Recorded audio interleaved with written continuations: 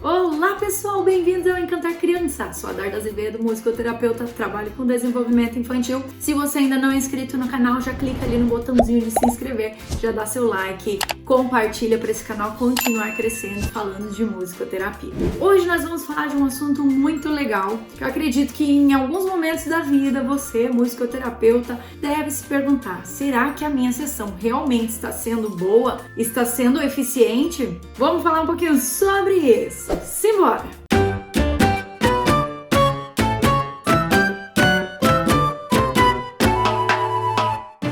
Bom, pessoal, primeiramente, para um profissional ser bom, ter um bom desempenho, ele sempre deve estar se reavaliando, pensando sobre a sua prática, fazendo uma autoanálise e com certeza, buscando o conhecimento, com estudos, com cursos que vão fazê-lo progredir. Isso também vai melhorar a sua prática. Mas muitas vezes isso é um processo interno, que a gente tem que olhar para dentro e ver como que a gente está progredindo, como que está desenvolvendo a nossa prática. E hoje eu vou falar para vocês, baseado no livro do Cadernos de Musicoterapia, que é da Lia Rejane. Se você não conhece esse nome ainda, vai pesquisar um pouquinho sobre a Lia Rejane, porque ela é um grande nome da musicoterapia no Brasil, tá? Ela escreveu faz muito tempo, porém as informações que tem aqui dentro são muito legais, são muito práticas e são bastante atuais. Vamos pesquisar um pouquinho sobre a Lia Rejane. Ela traz aqui 4 fatores principais para você se avaliar e saber se o desempenho da sua sessão está realmente sendo bom. O primeiro elemento que ela traz aqui é o conhecimento sobre o seu material de trabalho, no caso, a música. Eu já falei aqui para vocês, se vocês não viram ainda, eu vou deixar o link aqui embaixo, falando sobre o musicoterapeuta, ele realmente deve saber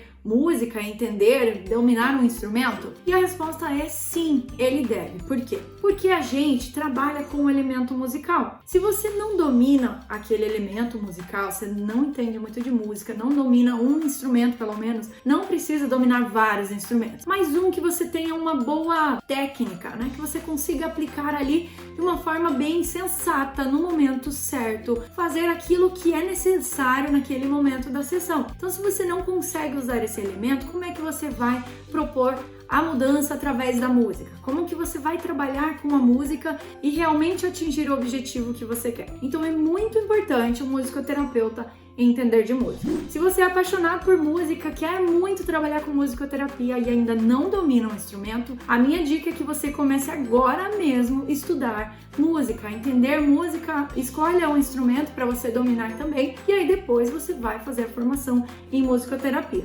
Mas é muito, muito, muito importante. E às vezes vocês podem até achar óbvio, Darda, é óbvio, quem faz musicoterapia tem que entender de música. Mas, gente, essa é uma pergunta muito recorrente, que sempre me perguntam: Darda, realmente eu tenho que dominar um instrumento, tenho que saber música?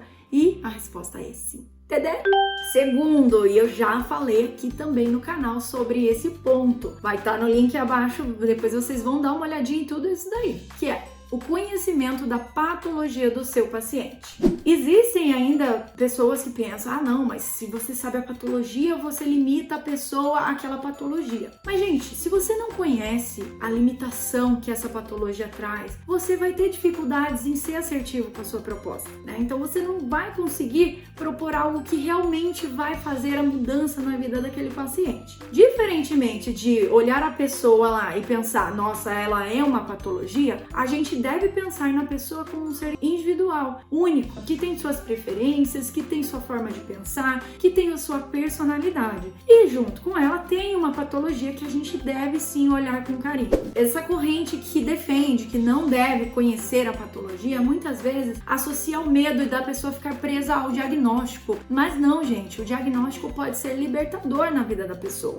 Ela sabendo das reais dificuldades dela, e é com aquilo que a gente vai trabalhar. Então, dominar além da música, você deve conhecer sim sobre a patologia do seu paciente, tá bom? Então não adianta um musicoterapeuta só entender muito de música e não conseguir entender um pouco mais dessas diferenças que tem, das patologias que tem. Entendeu?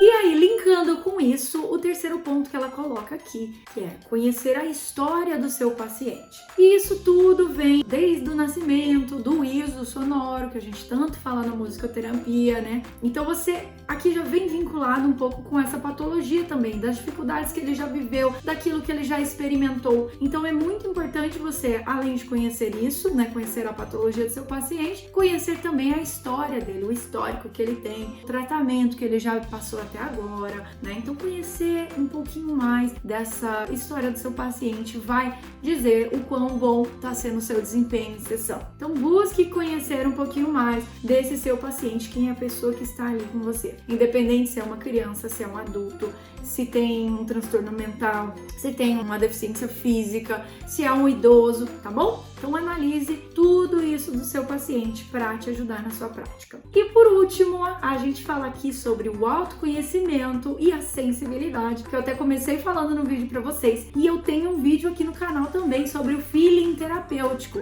que traz muito esse olhar de sensibilidade, né? Quando a gente é o terapeuta, quando a gente está ali num processo terapêutico e a gente consegue realmente entender aquilo que a gente fez, perceber qual é a resposta do seu paciente, desenvolver essa sensibilidade. Porque às vezes a gente pode pensar numa técnica e quando a gente aplica aquela técnica em sessão, a gente vê que a resposta do paciente foi diferente. E aí que você faz a sua leitura, que você tem um feeling e pensa, eu vou mudar isso aqui, propor isso aqui, eu vou fazer essa intervenção aqui, propor esse som aqui. Então isso tem a ver com a sensibilidade. E quanto mais você se autoconhece, mais você se autoanalisa, mais você consegue também ter a sua escuta ativa para o paciente, né? Saber em que momento você deve realmente entrar ali naquela experiência que ele está vivendo, ou como que você deve se posicionar para você não se colocar tão ativamente em um processo que às vezes precisa ser passivo do terapeuta, para o paciente estar mais ativo ali na sessão.